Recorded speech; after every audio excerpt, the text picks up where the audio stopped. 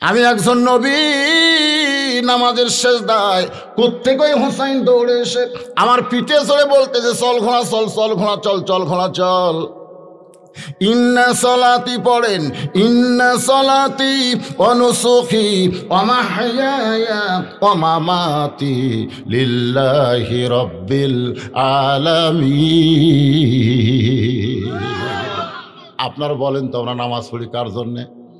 জোরে বলেন কার জন্যে? আমি নবী যখন নামাজের সেজদায় কোথ থেকে হুসাইন পিঠে চড়ে বলতে, চল ঘোড়া চল, চল ঘোড়া চল। আমি আল্লাহর ভয় করে হুসাইনকে আমার পিঠ থেকে নামার জন্য যখন হাত বাড়াইছি সেজদা থাকা অবস্থায়, এমন সময় নামাজের মালিক ডাকতে বলে, হাবিব আমার ভয় আপনি হুসাইনকে পিঠ থেকে নামাবেন না। আপনি যেমন হুসাইনকে ভালোবাসেন আমি আল্লাহ তেমন ভালোবাসি। আপনারা বলেন তো আল্লাহ হোসেনকে এত ভালো কেন বাসেন? আল্লাহ হোসেনকে এত ভালোবাসার কারণ হলো কারবালার ময়দানে আল্লাহর জন্যে, শুধুমাত্র আল্লাহর জন্যে হযরত হোসেন নিজের জীবন কুরবানি করেছে। বহু প্রস্তাব তাকে দেওয়া হয়েছিল, কিন্তু নানার ইসলামকে খাটো না করে নিজের জীবন দিয়ে প্রমাণ করে দিল। আল্লাহর রাস্তায় যারা জীবন দেয় তাদেরকে আল্লাহ বলেছেন, ওয়ালা তাকুলু, যারা পারেন পড়েন, ওয়ালা তাকুলু লিমান ইউকতালু ফি সাবিলিল্লাহি আমওয়াতুন বাল আহইয়াউ ওয়ালাকিন লা তাশউরুন। আল্লাহু আকবার। আল্লাহ নবী বলেন, জিবরাইল আমার পিঠে চড়া যদি আল্লাহর পছন্দ হয় তাহলে তোমার কোলের মধ্যে বসেছে ওসমস করো। আমি নবীর পিঠে চড়া কার পছন্দ? আর তোমার কোলত বসছে ওসমস করতে চায়, তুমি চেনো? সঙ্গে সঙ্গে জিবরাইল খামোশ হয়ে গেছে। তখন না ফেরেশতা জিবরাইল যখন খামোশ হয়ে গেছে, এমন সময় হোসেন বলতেছে, রে নানার সাহাবী, খাবার না দিলে তোমাকে কিন্তু আমি ছাড়বো না, তাড়াতাড়ি খাবার দাও। জিবরাইলের চোখ দিয়ে পানি পড়তেছে দাহিয়াতুল কালবি সাহাবীর চেহারায়। আল্লাহ ডাক দিয়ে বলে, জিবরাইল ফান্দে পড়া বগ হইয়া কান্দ না। সরা লাগান, ফান্দে পড়িয়া বগা, ফান্দে পড়া বগ হইয়া কান্দ না। যে তোমার কোলে বসে খাবার চাই সে তোমারে চিনে না। দাহিয়াতুল কালবি নবীর সাহাবী বিশ্বাস করে তোমার কাছে খাবার চাই, তুমি খাবার দিবে কোত্থেকে? কারণ ফেরেশতারা খায়ও না, খাওয়ার তরিকাও জানে, কিন্তু আমরা খাই না। আপনারা বলেন তো খাওয়ার একটা নিয়ম আছে না নাই? খাওয়ার নিয়ম যদি আমরা মানতাম, আশেক রাসূল দেওয়ানবাগি এত বড় তার ভুঁড়ি হতো না।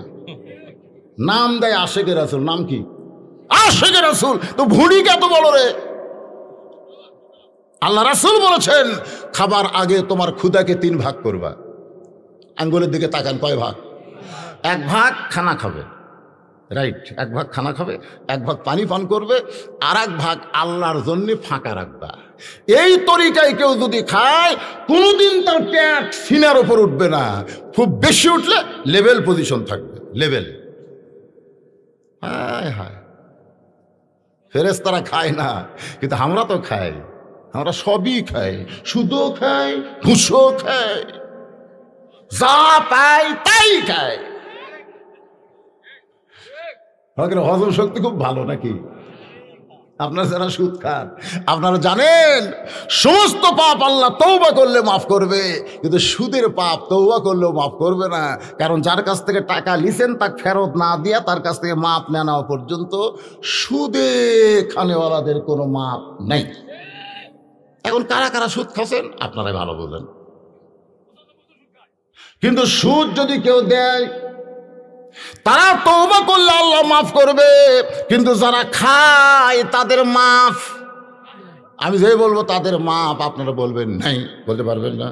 সুদ যারা খায় তাদের মাফ, কিন্তু যারা দেয় তারা তওবা করলে আল্লাহ মাফ করে দিবে, কারণ যারা দেয় বড় বিপদে পড়ি দেয়, জোরে কোন ঠিক কিনা। কিন্তু যারা খায় আয় আয় আয়,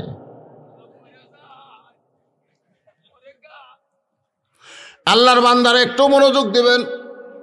ফেরেশতা জিবরাইল খায়, খাওয়ার নিয়মও জানা নাই, বারবার যখন খাবার চায় আল্লাহ ডাক দা বলে, জিবরাইল ফান্দে পড়া বগ হইয়া কান্দো না, যে তোমার কাছে খাবার চায় সে যদি তোমার চিনত তাহলে তোমার কোলের মধ্যেই বসতো না। তোমার চিনি না বলে বারবার খাবার চাই, আমি আল্লাহ জান্নাতের বাগান থেকে এক থোকা আঙ্গুর তোমার জামার ডান পকেট ভরায়া দিলাম। আল্লাহ কুদরতি পাওয়ার দিয়া ফেরেশতা জিবরাইল যে পাঞ্জাবি পরে আছে দাহিয়াতুল কালবি সাহাবীর চেহারায়, ওই পাঞ্জাবের পকেটটা আঙ্গুর দিয়ে ভরে দিস। জিবরাইল আঙ্গুরগুলো বের করে যখন হোসেনের হাতের মধ্যে দেয়, নবী আমার চমকে চমকে ওঠে, ফেরেশতা আঙ্গুর পাইল কোত্থেকে? এখান থেকে প্রমাণ হলো নবী জানে না যতক্ষণ পর্যন্ত আল্লাহ না জানায়। আমাদের অনেকেই বলে নবী গায়েব জানে। নবী গায়েব জানে নাকি? আপনার সকলে সূরা হাসরের শেষ 3 আয়াত পড়েন না ভাইজান?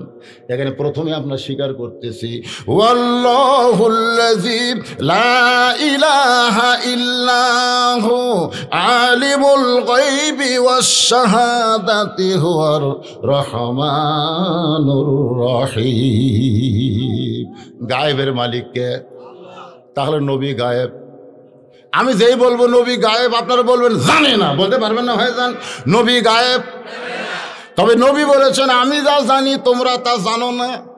নবী বলেছেন আমি যা জানি তোমরা তা জানো না। আমিও জানি না যখন আল্লাহ আমাকে না জানায়। এই কথার দ্বারা বোঝা গেল আগে আল্লাহ, তারপরে নবী, তারপরে আমরা। সুবহানাল্লাহ। হ্যাঁ, আগে আল্লাহ, তারপরে নবী, তারপরে আমরা। এই জন্যই তো আল্লাহ কোরআনে বলেছেন, মা আতাকুমুর রাসূলু ফাখুযুহু ওয়া মা নাহাকুম আনহু ফান্তাহু। ভাইজান, আল্লাহ রাসূল, এই যে কোরআন শরীফে যে আয়াতটা বললাম, এখানে আল্লাহ বলতেছে নবী যেটা করেছেন সেটা করা লাগবে। নবী যেটা করেনি সওয়াবের মনে করে করলেও পাপ হবে। কথাটা বুঝলেন না? নবী যেটা করেনি, সাহাবেরা যেটা করেনি। এখন আমরা অনেক কিছু নতুন নতুন করতেছি না? কাদরিয়া, চিশতিয়া, নকশবন্দিয়া, মুজাদ্দিদিয়া, হানাফি, হাম্বলি, শাফি, মালিকি, এখানে 8টা পেলাম আমরা। কয়টা পেয়েছি? কারণ তরিকতের লাইনে 4টা আর ইমাম মানার ব্যাপারে 4টা, কত হলো? 8টা। অনেকেই বলে যে ইমাম মানে নিজস্ব, আসলে কিন্তু তা না। কোনো ফিতনা ফাসাদের জন্য নয়, আমরা সকলে মুসলমান, জোরে কোন কথা ঠিক কিনা? আমাদের মধ্যে অনেকে নবী নিয়ে, মাযহাব নিয়ে ফিতনা ফাসাদ সৃষ্টি করতে চায়। কেউ বলে নবী নূরের তৈরি, কেউ কয় নবী মাটির তৈরি, কেউ কয় গায়েব জানে, কেউ কয় জানে না। এরকম একটা ফিতনা আছে না নাই? আজকে আপনারা এখানে বিশ্বাস করতে হবে, আল্লাহ নবী যদি জানতো তাহলে জিবরাইল দিকে কেন তাকায় আছে? ফেরেশতা তো খায় না খাবার, কিন্তু ফেরেশতারও থাকে না। নবী তো জানে ওইটা জিবরাইল, জোরে কোন কথা ঠিক কিনা? হোসাইন না হয় জানে না, কিন্তু পকেট থেকে আঙ্গুর কেমনে বের হয়? নবী যখন তাকায় আছে, জিবরাইল ইশারা করে বলতেছে, হুজুর আপনার নাতি হোসেনকে এত ভালোবাসে, জান্নাতের বাগানের আঙ্গুর আমার জামার ডান পকেট ভরায়া দিছে। সুবহানাল্লাহ কবেন না? আবু বকর যে বলতেছে, ওমর যে 2টাকে তুমি বেয়াদব বলছো তাকে তুমি চিনো, মনে আছে না? ভুলে গেছেন? সেখান থেকেই কিন্তু কথাটা আমি আপনাদের বোঝানোর জন্য বলতেছি। হয়তো বলবেন হুজুর হোসেনকে নিয়ে এত কথা কেন বলতেছেন? প্রথম কথাই বলেছে এজিদের চামচারা হোসেনকে 3টা কথা বলেছে। 1 নম্বর কথা হলো তোমার নানা বিশ্ব নবী, তোমার বাবা বিশ্ব আলেম, তোমার মা হলো খাতুনে জান্নাত, মনে আছে না? ভুলে গেছেন? আর মেন বিষয়টা হলো ইজা আসাবাতুহুম মুসিবাতুন ক্বালু ইন্না লিল্লাহি লিল্লাহি ওয়া ইন্না ইলাইহি রাজিউন। যখন তোমাদের উপর বিপদ আপদ মুসিবত আসবে তখন তোমরা বলবে ইন্না লিল্লাহি ওয়া ইন্না ইলাইহি রাজিউন। আমাদের করোনা ভাইরাস যদি বিপদ হয় তাহলে ইন্না লিল্লাহর আমল করার দরকার আছে না নাই? আমাদের নারীরা যদি বেপরদা হয় ইন্না লিল্লাহর আমল করতে হবে। আমাদের যুবকেরা যদি মদারু হয়ে যায়, মসজিদে না গিয়ে যদি বাইরে গোলটানি মারে, তাহলে ইন্না লিল্লাহ বেশি বেশি পড়তে হবে। কিন্তু বর্তমান সরকার করোনা ভাইরাসে ইন্না লিল্লাহর কোনো কথা না বলে হাত ধো মুখে মাস্ক পরো, এটা কোনো মুসলমান বলতে পারে না। ওটা আমেরিকা রাশিয়া থেকে চালান করা কথা। জোরে কোন কথা ঠিক কি না? আমরা মুসলমান কোনো কথা চালান করব না। আমরা মুসলমান আল্লাহর কোরআন থেকে শিক্ষা নেব। জোরে কোন ঠিক? হ্যাঁ, এইটা বোঝানোর জন্যে দেখেন হোসাইনটাকে আমরা কোন জায়গায় পাই, কি দেখার দরকার আছে না? না, হ্যাঁ, চিনো চিনো হোসাইন রাদিয়াল্লাহু, ছোট্ট মানুষ আঙ্গুরগুলো পাইয়া নবীর কাছে এসে বলতেছে, না না, আমার জীবনের চাইতেও আপনাকে বেশি ভালোবাসি। সুবহানাল্লাহ কোন। ও নানা, মায়ের কাছে শুনেছি আপনি না খেয়ে আছেন, ধরেন নানা কয়েকটা আঙ্গুর নেন, ধরেন নানা কয়েকটা আঙ্গুর নেন। আল্লাহর নবী বেহেশতের আঙ্গুর, সুবহানাল্লাহ কোন রাখেন। নবী এমনিতে ক্ষুধার্ত, তারপরে হোসেনের হাতে যে আঙ্গুর, এই আঙ্গুরটা হলো জান্নাতের আঙ্গুর। কে দিছে? তাহলে খাওয়ার একটা লোভ আছে না নাই? এমনি তো ক্ষুধার্ত। নবী আমার দুইখানা হাত বাড়ায় দিস। হোসেন বলে, না না, যেভাবে হাত বাড়াইলা সব আঙ্গুর বুঝি তোমাকে দেওয়া লাগবে? খিদে এত বেশি হয়েছে, না না, ধরো কয়েকটা আঙ্গুর নাও। নবীর হাতে কয়েকটা আঙ্গুর দেয়, বলে, না না, তুমি আর আমি দুইজন যদি খাই আর তোমার সাহাবী চায়ে চায়ে দেখবে, এটা কিন্তু খাওয়ার আদব না, এটা কিন্তু খাওয়ার আদব না। এই হাদিস কেন যেদিন আমি দেখেছি এইটা কিন্তু খাওয়ার আদব না, সেদিন থেকে আমি কোনোদিন ওয়াজের টেজে চা খাই না। কারণ একা খাবো আর আপনারা চাইয়া চাইয়া দেখবেন, এটা খাওয়ার আদব না। কি খান? আমি একলা একলা খাই আর আপনারা দেখেন অনেক বক্তা সমানে মারে। আমি তাদের নিষেধ করি না, তোমরা খাও, তোমরা খাও, কিন্তু খাওয়ার আদব হলো তুমি খাবে আমি খাবো না না, আর তোমার সাহাবী চাইয়া চাইয়া দেখবে, এইটা খাওয়ার আদব না। এই বলে হোসাইন দাহিয়াতুল কালবি বিশ্বাস করে জিবরাইল হাতের মধ্যে কয়েকটা আঙ্গুর দিয়ে বলতেছে, তুমি আমার মুরব্বী, নানাও আমার মুরব্বী, তোমরা দুইজন না খাইলে আমি কিন্তু খাবো না। মুরব্বীকে সম্মান করার দরকার আছে না? এ দরকার আছে না নাই? আল্লাহ রাসূল বলেছেন মুরব্বীদের সম্মান করো, ছোটদের স্নেহ করো। আজকে আমাদের বাংলাদেশের মুরব্বীদের আমরা সম্মান করি না, অনেক মুরব্বীকে আমরা লাঞ্ছনা করি, গঞ্জনা দেই। নবীর হাদিসটা খেয়াল রাখবেন, মুরব্বী আপনার অনেক আগে দুনিয়াতে এসেছে, আপনার চাইতে অনেক বেশি নেকি করেছে। মুরব্বীদের বেশি বেশি সালাম দিবেন, শ্রদ্ধা ভরে কথা বলবেন। হোসেন বলতেছে, আপনি আমার মুরব্বী, নানাও তো আমার মুরব্বী, এই দুই মুরব্বী না খাইলে আমি কিন্তু খাবো। এখন আপনারা বলেন নবী আঙ্গুর ফল খাবার পারবে, কিন্তু জিবরাইল তো কোনোদিন খায় নাই, খাওয়ার নিয়মও জানি না কেমনে খাবে। কিন্তু হোসেন ধরেছে বায়না, না খাইলে আমি কিন্তু খাবো না।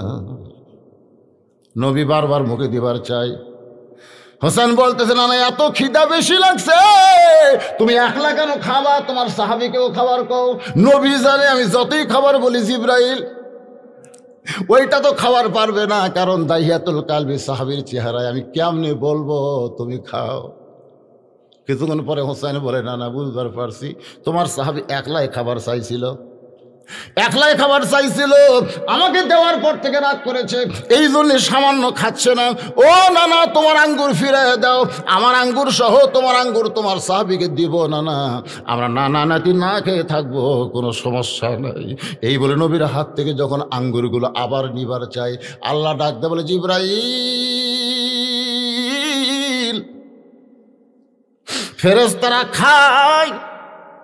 হারুত মারুত যখন দুনিয়ায় গেছিল মানুষের সুরত নিয়ে, তখন মানুষের চেহারায় হারুত মারুত খাইছে, শুধু খায় নাই, মানুষ খুন করেছে, মদ পান করেছে, আবার কি করছে, ধর্ষণ পর্যন্ত করছে। তার মানে বোঝা গেল ফেরেশতাকেও আল্লাহ খাবার পারে যখন মানুষের সুরত দেয়। জোরে কোন কথা ঠিক কিনা? হারুত মারুতের খবর আপনার জানেন না? যে দুইটা ফেরেশতাকে এখনো উবুত করে রাখা হয়েছে কুহে কাহাব, ওই জঙ্গলের ভিতরে এমন একটা জায়গা যেখানে সূর্যের আলো কোনোদিন পড়ে না। একটু মনোযোগ দেন, আল্লাহ ডাকতে বলে, জিবরাইল, আমি হোসেনকে এত ভালোবাসি, না বুঝে সন্তান তোরে খাওয়ার জন্য দাওয়াত দিছে। তুই যে ফেরেশতা এটা যদি জানতো তোর কোলেও বসতো না, আমি আল্লাহ তোকে খাবার দিতাম না। আমার নবীর ওসিলায় আর হোসেনের দাওয়াত দেওয়ার কারণে ওই হাতের আঙ্গুরটা খাওয়ার শক্তি আমি আল্লাহ তোরে দিয়া দিলাম। নবী ডাকতে বলে, সাহাবীরা রে, আমার হোসেনকে চিনো,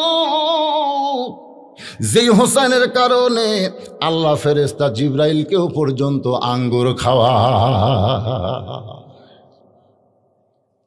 যখনই বলতেছে আবু বকর রাদিয়াল্লাহু আনহু, ওমর ফারুক, এই ওমর, যে দুইটা সন্তানকে তুমি বেয়াদব বললে এদেরকে তুমি চিনো? সুবহানাল্লাহ কর না কেন? হাজার হাজার সাহাবীর মধ্যে নবী ওয়াজ করে, হাজার হাজার সাহাবীর মধ্যে নবী ওয়াজ করে। আপনারা বলেন তো, আল্লাহর নবী যখন ওয়াজ করে তখন সাহাবীরা কি এদিক সেদিক তাকায়? কারণ নবী যেগুলা কথা বলে এইগুলা কথা কার? আরো জোরে, মা ইয়ান্তিকু আনিল হাওয়া ইন হুয়া ইল্লা ওয়াহয়ুন ইউহা। সাহাবীরা পাগলের মতন শুনতেছে নবীর কথাগুলো, কান দিয়ে শুনতেছে, সামিনা ওয়া তাআনা, আমল করার জন্য। সুবহানাল্লাহ কবেন না? ইতিমধ্যে হোসেন কোত্থেকে দৌড়ে এসে বলতেছে, ও নানা, সারাদিন খালি সাহাবী নিয়ে থাকবা, আমাকে কে নিবে? সুবহানাল্লাহ কবেন না কেন? সারাদিন শুধু সাহাবী নিয়ে থাকো, আমার খবর কে নিবে? এই বলে যখন নবীর কাছে আসতে চায়, সামনে সারির সাহাবী আবু বকর এভাবে হুযায়ফাতুল ইয়ামানের দিকে ইশারা করলেন, চোখ মারলেন, চোখ মেরে বুঝাইলেন, ইশারা দিয়ে বোঝান যায়, চোখ মেরে বুঝাইলেন যা। ওই হোসেন যদি এখন নবীর কাছে আসে, নবীর মুখের দামি কথা বন্ধ হয়ে যাবে, কারণ নবী তখন আর নবী থাকবে না, নবী নানা হয়ে যাবে। আর নানা নাতি যদি একখানি হয় তখন হামাকের খাওয়া শেষ। যা দৌড়ে দে ধর। নবীর কাছে আসার আগেই নবীর দামি কথাগুলো আমরা একটু শুনবার চাই। সুবহানাল্লাহ কন না কেন? তো এক নম্বর সাহাবী আবু বকর বলতেন, কি করবে? হুযায়ফাতুল ইয়ামিন দৌড়ে গিয়া ওই হোসেনকে কোলের মধ্যে নিয়ে বলে, বাবু, এখন তোমার নানা যে কথাগুলো বলতেছে প্রত্যেকটা সাহাবীর সেই কথাগুলো কলিজার খাতায় নোট করতেছে, এখন তুমি তোমার নানার কাছে যাইও না। সঙ্গে সঙ্গে হোসেন চিল্লায় বলে, রে নানার সাহাবীরা, আমার নানাকে চিনো বলে নানার ওয়াজ তোমাদের ভালো লাগতেছে, কিন্তু আমারে চিনো না, এই কারণেই নানার কাছে আমাকে যাবার দিচ্ছ না।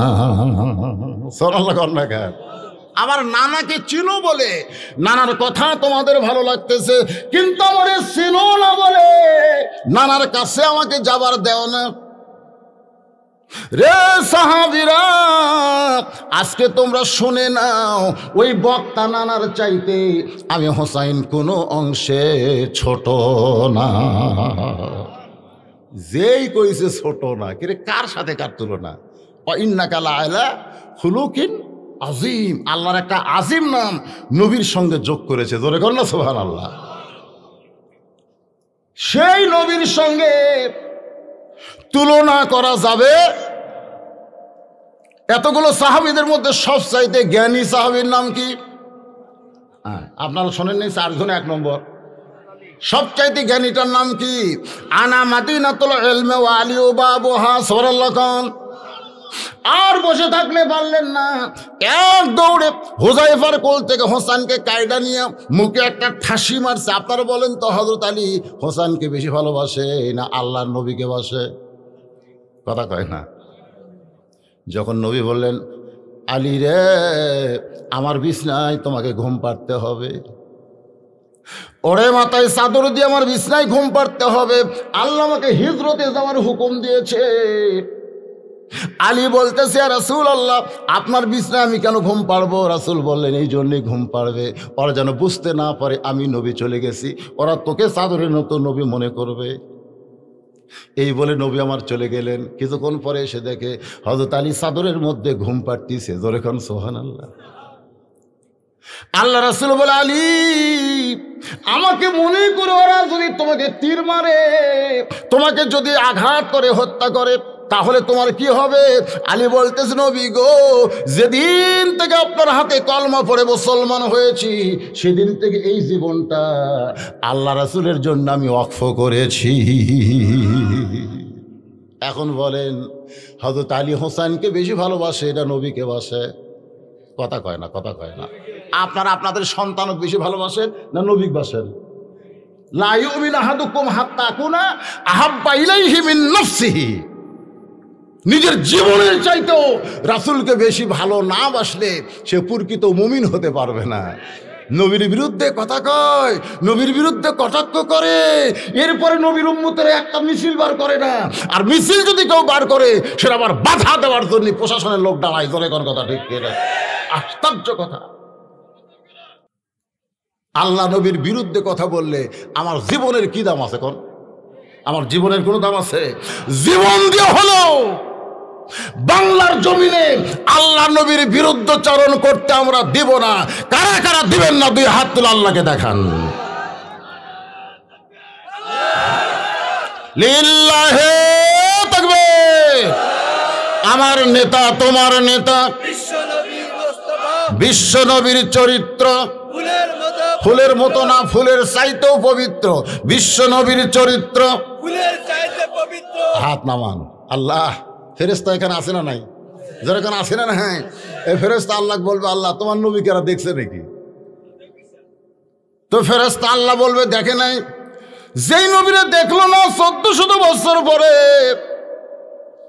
কোরআনের মাহফিলে তারা হাত তুলেছে, আল্লাহ বলে ফেরেশতা সাক্ষী থাকো, নবীর মহব্বতে যারা হাত তুললো ওই হাতওয়ালা মানুষগুলোকে আমি জান্নাতে কবুল করে নিলাম। আল্লাহর বান্দারা বিরক্ত হচ্ছেন, বিরক্ত হচ্ছেন। হযরত আলী নিজের জীবনের চাইতেও রাসূলকে বেশি। এই কারণেই দৌড়ে গিয়ে হুযায়ফার কোল থেকে কাইড়া নিয়ে, হুযায়ফার কোল থেকে কাইড়া নিয়ে একেবারে এক হাসকা দিয়ে কাইড়া নিয়ে মুখের উপর একটা ঠাসি মারছে। এই বেদব, তোর বাপ ভালো, মা ভালো, তুই তুই তুই এর বুঝিস। আপনার বলেন তো বাপ মাও কি ভালো? যার বিয়ার ঘটকালি কি করছে? কথা কয় না রে, আপনার জানেন না।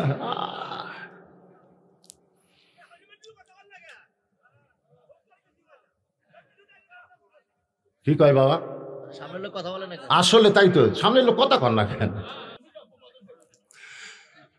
হ্যাঁ, খেপে গেছে এটা, আপনারা কথা কন। আসলে কথা বেশি হলে এই যে দেখেন এখন রাত কটা, এই শীতের রাত, বুঝলেন না? যত কথা কবেন এখন বাজতেছে 11:08। রাত ঘড়িতে 11টা, কিন্তু আপনাকে চেহারা দেখে মনে হচ্ছে কেবল 10টা বাজতেছে। ঠিক কিনা বলেন? আল্লাহর বান্দারে একটু মনোযোগ দিয়ে শুনবেন কি বলতেছিলাম।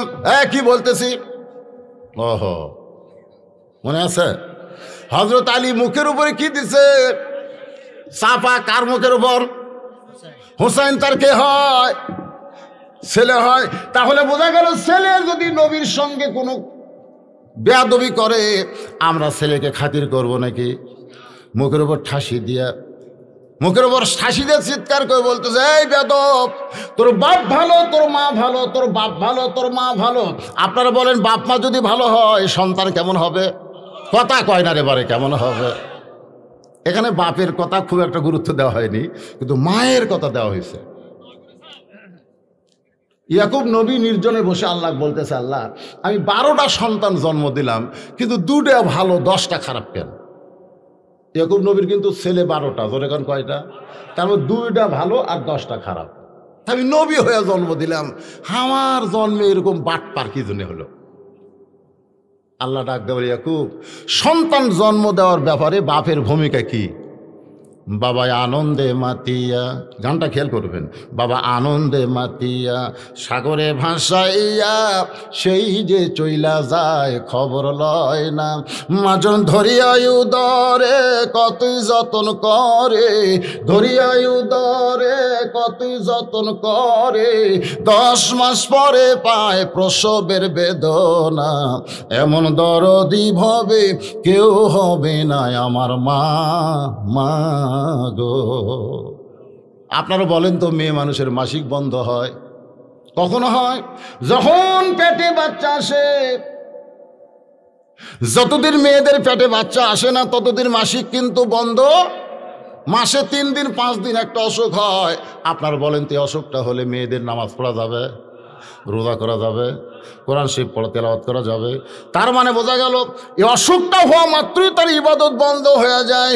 কিন্তু সন্তান যখন পেটে আসে, অসুখ আল্লাহ এই কারণেই বন্ধ করে দেয় যে পেটে সন্তান থাকা অবস্থায় আমার ইবাদতের যেন কোনো কমতি না হয়।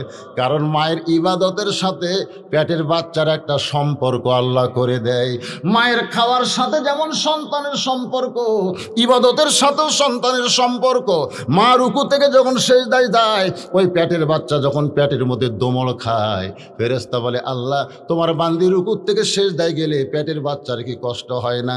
আল্লাহ বলে ফেরেশতা সাক্ষী থাকো, সাক্ষী থাকো। যেই মা পেটে বাচ্চা নিয়ে নামাজ পড়লো, ওই মা শুধু নিজে নামাজ পড়লো না, পেটের বাচ্চাকেও নামাজি বানায়া দিল। পেটে বাচ্চা নিয়ে যদি মা যদি গোটা পাড়া ঘোরে, গোটা পাড়া ঘুরতেছে, আপনি কি মনে করছেন ওই বাচ্চা কিন্তু পেটের মধ্যেই ঘোরণি ব্যারাম পাচ্ছে? ওই বারে আসা কোরআনের মাহফিলে বসবে না তো, বসবে না। যদিও বসে কিছুক্ষণ বসে আবার উঠবে, আবার যাবে, আবার মানে ওর অস্থির, ওই পেটের ভিতরে ওর মা ওকে অস্থির করছে। গোটা পাড়া ঘুরিছে, ওর ওটি থেকে ঘোরণি ব্যারাম শুরু হচ্ছে। আজকে দেখেন এখানে অনেক ছেলেপেলে আছে, ওই যে বসা বসেছে আর উঠতেছে না, আর কতগুলো বসে ওঠে বসে ওঠে, এরকম নাই কি? তুমি যখন রাত 9টার সময় পেশাব করে বিছনায় যাও, নিয়ত করো এক টানা 5 ঘন্টা ঘুম পারবো, এক টানা 5 ঘন্টা ঘুম পারবো। তো পেশাব করে বিছনায় গেলে ঘুমকে তুমি বুঝলে, আর কোরআনের মাহফিলে বসলে পেশাব নিয়ে আসলে কেন? এক টানা 3 ঘন্টা আবার শুনবো, এই জন্য আগেই পেশাব করে তারপরে এসে বসবো। ও শুনতে শুনতে কিসের পেশাব রে? আপনার কোন এই কোরআনের কি অভিশাপ নাই? আশ্চর্য কথা। বসেন। অনুনাজ্জিলু মিনাল কুরআনি মা হুয়া শিফাউ ওয়া রাহমাতুল লিল মুমিনিন। যত অসুখ বিসুখ ব্যারাম ব্যাধি সব কিছুর শেফা হলো আল্লাহর কোরআন মুমিনদের জন্যে। পেশাব লাগার পরেও যারা পেশাব করবার যাবে না, এই কোরআনের ওসিলায় পেশাব জাতীয় যত ব্যারাম আছে আল্লাহ সব ভালো করে দিবে। দেখি তো এখন কারা কারা ওঠে। আবু বকর বলে ওমর, যে 2টা সন্তানকে তুমি বেয়াদব বললে তাদেরকে তুমি চিনো? হয়তো বলবেন হুজুর এই সিনা কি? এই সিনা নিয়ে আমাদের বাংলাদেশ সব আমাদের চিনতে হবে। আমরা ডিসিএসপি কে চিনি কিন্তু আলেম রে চিনি না। জোরে কোন কথা ঠিক কিনা? আজকে গ্রামের মেম্বার চেয়ারম্যানকে চিনি কিন্তু মসজিদের মুয়াজ্জিনকে চিনি না। যদি চিনতাম কে কোথায় সম্মানে থাকতো সেই জায়গা তাকে আমরা দিতাম, কিন্তু চিনি। এই চিনি না বোঝানোর জন্য বলতেছে। হযরত আলী মুখের উপর ঠাসি দিয়ে বলতেছে, এই বেদব, তোর বাপ ভালো, তোর মা ভালো, এমন কথা তুই কেমনে বলিস? তুই কার সঙ্গে তুলনা করিস? তুই কি জানিস যে মানুষটার সঙ্গে তুলনা করলি ওই মানুষটা কে? তুই চিনিস না। এই কথা বলে যখন মুখ থেকে হাতটা টান দিছে, হুসাইন রক্তমাখা মুখ নিয়ে বলতেছে, রে নানার সাহাবীরা, আগে একজন সাহাবীর কোলে ছিলাম, তখন রাগ করে বলেছি ওই নানার চাইতে কোনো অংশ আমি ছোট না, কিন্তু এখন বাবার কোল থেকে রক্তমাখা মুখ নিয়ে বলতেছি, যেই নানার ওয়াজ তোমরা শুনতেছো ওই নানার চাইতে আমি অনেক বড়। যেই কইছে বড় সাহাবীদের মধ্যে এমন একজন সাহাবী রাস্তাতে গেলে শয়তান যায় না। বলেন তো তার নামটা কি? নাম জানেন না? হযরত ওমর দাঁড়িয়ে বলতেছে, আলী তোমার সন্তানকে তুমি সামলাও। মুখে যা আসে তাই বলতেছে, যদি তোমার সন্তানের জায়গায় আমার আব্দুল্লাহ হইতো এক টানে দুই টুকরা করতাম। তোমার সন্তানকে তুমি সামলাও। হযরত আলী হোসেনকে বুকের মধ্যে নিয়ে যখন যাবার চায়, নবী আমার এতিমের মতো দাঁড়িয়ে গেছে, দুই হাত বাড়ায় বলতেছে, আলী রে আমার কলিজার টুকরাকে আমার কাছ থেকে আলাদা করিস না। আলী আমার কলিজার টুকরাকে আমার কাছ থেকে আলাদা করিস না। বাজান হযরত মা ফাতেমা একদিন বললেন, ইয়া রাসূলুল্লাহ, আমার হাসান হোসেন দুইটা সন্তানের মধ্যে আপনি কাকে সবচাইতে বেশি ভালোবাসেন? হুজুর আমার দুইটা ছেলের মধ্যে আপনি কাকে বেশি ভালোবাসেন? আল্লাহ নবী চারিদিকে তাকায় দেখলেন হাসান হোসেন তখন বাড়িতে নাই। ওরা যদি থাকে ওদের সামনে তো বলা সম্ভব না, ধরে কোন ঠিক কিনা? রাসূল বলেন, ফাতেমা আমি যদি তোমাকে জিজ্ঞাসা করি, মা তোমার দুইটা চোখের মধ্যে কোন চোখ তোমার ভালো লাগে? ফাতেমা বলতেছে, বাবা আমার দুই চোখ দুটাই ভালো লাগে। আল্লাহ রাসূল বলেন, ফাতেমা তোমার কাছে দুইটা চোখ যেমন, আমার কাছে হাসান হোসাইন হইল তেমন। ফাতেমা বলে, বাবা তাহলে আমার দেখার মধ্যে মনে হয় ভুল আছে। রাসূল বলে, তুমি কি দেখো? বলে, আমি বহুদিন জানলা দিয়ে দেখছি আপনি হাসান হোসেনকে হেঁটে হেঁটে নিয়ে আসেন আর হোসাইনকে বুকের মধ্যে নিয়ে বারবার হোসেনের গলায় চুমু খান। বাবা গো আমি নিজের চোখে দেখেছি আপনি বারবার হোসেনের গলায় চুমু খান। বাবা কি কারণে হোসেনের গলায় চুমু খান? আপনি কি তাকে বেশি ভালোবাসেন? রাসূল বলেন, ফাতেমা হাসান হলো অবিকল আমি নবীর মতো, আর হোসেন একটু জেদি। এই জেদি হওয়ার কারণে হাসানের চাইতে হোসেনকে আমি একটু বেশি ভালোবাসি। একটু জেদি, ধরে কোন একটু কি? একটু জেদি হওয়ার কারণে তাকে বেশি ভালোবাসি। নবী বুঝতে পারছে হোসেন যেই কথাগুলো বলছে এ কথা হলো জেদের কথা। ধরে কোন কিসের কথা? দুই হাত বাড়ায় দিলেন। হযরত আলী হোসেনকে যেই মাত্র সাইরা দেয়, এক দৌড়ে নবীর বুকে, সুবহানাল্লাহ কোন, এক দৌড়ে নবীর কাছে এসে নবীর গালে চুমা খায়, কপালে চুমা খায়, বুকে চুমা খায়, মুখে চুমা খায়, আর বলে, না না তোমাকে ছাড়া আমি বাঁচবো না। না না গো তোমাকে ছাড়া আমি বাঁচবো না। তোমার সাহাবী আমাকে জোর করে আটকায় দিয়েছে, আমি রাগ করে বলেছি তোমার সংসার কোনো অংশে ছোট না। না না এরপরে সাহাবীর কোল থেকে আমার বাবা কাইডা নিয়ে আমার মুখে এত জোরে ঠাসি মারছে, না না দেখেন নিচের দাঁত উপরে লব কাইটা রক্ত বের হয়ে গেছে। এই জন্য রাগ করে বলেছে আপনার চাইতে অনেক বড়। রাসূল কান্দার বলে, হোসাইন এই কথা যদি তুই আমার একলা বলতি ঘরের ভিতরে আমি কিছুই মনে করতাম না। তুই যদি আমার একা বলতে আমি কিছুই মনে করতাম না।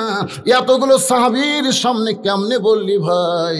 কারণ সাহাবীরা তাদের জীবনের চাইতে আমাকে বেশি ভালোবাসে। ধরে কারণ সুবহানাল্লাহ। তুই যখন বলেছিস ওই নানার চাইতে অনেক বড়, এই কথা সাহাবীরা মেনে নিতে পারে নাই। বিশেষ করে উমর তো খেপে গেছে, এই কথা তুই কেমনে বললি ভাই? হোসাইন বলতেছে, না না বুঝতে পেরেছি আপনারও মনে কষ্ট পাইছেন, তবে আজকে শুনে নেন আপনার হোসাইন ছোট হতে পারে তবে হিসাব ছাড়া কথা কোনোদিন বলে না।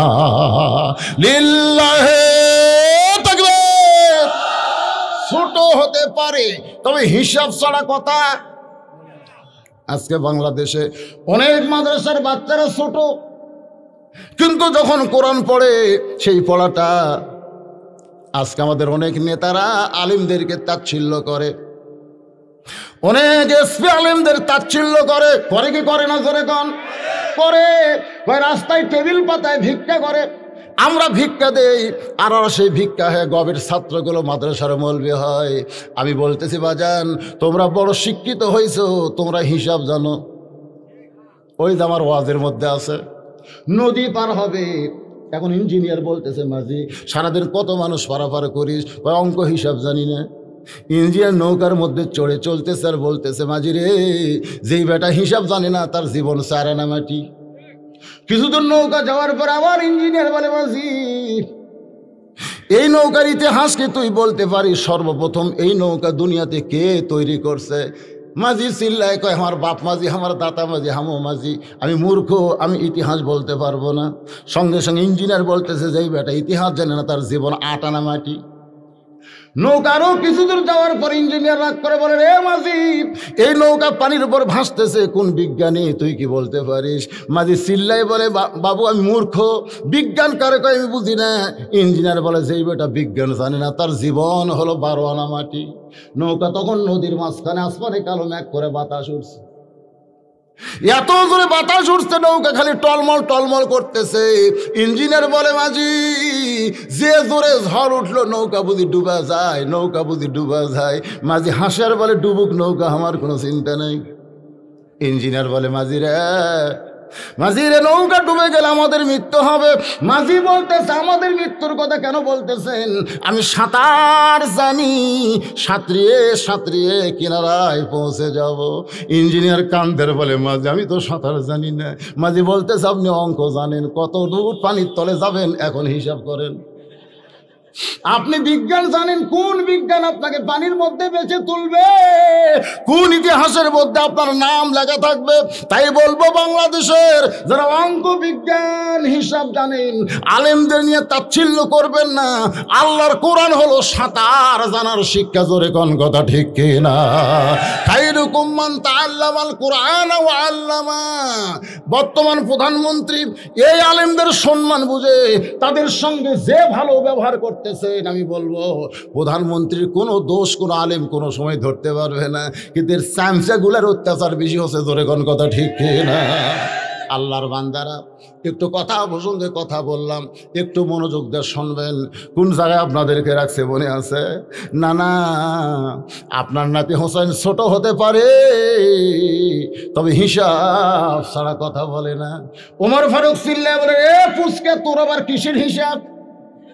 তুই ছোট্ট মানুষ, তুমি হিসাবের জানো কি? হোসেন বলতেছিল, না, তোমার আমার মধ্যে কথা হয়, এই উমর মাথা মারে কেন? সোনাল্লাহ খান না কেন? রাসূল বলেছেন একটু জেদি বোঝেন না, তোমার আমার মধ্যে কথা হয়, এ মাথা মারে কেন? আল্লাহ রাসূল বললেন, এজলেস ইয়া ওমর, ওমর তুমি বসো। হযরত ওমর যখন বসে গেছে, আল্লাহ নবী বললেন, হিসাবের কথা একটু বলো তো ভাই। হোসাইন বলতেছে, 1 নম্বর হিসাব হলো তোমার বাবা আর আমার বাবা। বলো তো নানা, এই দুইজনের মধ্যে কার বাবা বড়? সমস্ত সাহাবীরা চমকে উঠছে, যত সাহাবী ছিল। কিরে, এটা কোন হিসাব? সুবহানাল্লাহ কবেন না? কোনোদিনও কেউ কল্পনা করতে পারে নাই যে নবীকে এই প্রশ্ন কেউ করবে। হুসাইন বলতেছে, ও নানা, তুমি বলো তোমার বাবা আর আমার বাবা, এই দুইজনের মধ্যে কার বাবা হিসাবে বড়? বয়সে বড় না, হিসাবে বড়। আল্লাহ নবী ছোট বাচ্চার মতন কাঁদতেছে। সাহাবীরা রে, আমার বাবা আব্দুল্লাহ জান্নাত পাবে কি পাবে না, এই গ্যারান্টি আমি নবী দিবার পারবো না।